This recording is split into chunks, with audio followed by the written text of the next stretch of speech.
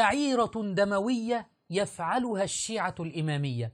هذه الشعيرة لن تجدها إلا عند الشيعة، هذه الأفعال الشنيعة لن تجدها إلا عند هؤلاء الشيعة. ووالله لقد شوهوا صورة الإسلام العظيم بهذه الشعائر التي تسمى بالشعائر الحسينية، والحسين بريء منها. رجل يضرب نفسه ضرب مبرح شديد جدا، ومن يحاول أن يوقف هذا الرجل لا يستطيع، ويضرب نفسه ضرب حتى تسيل الدماء بغزارة منه، ومع ذلك يزعم أنه يؤجر على هذا الفعل لأنه يسيل الدماء من أجل الحسين رضي الله عنه.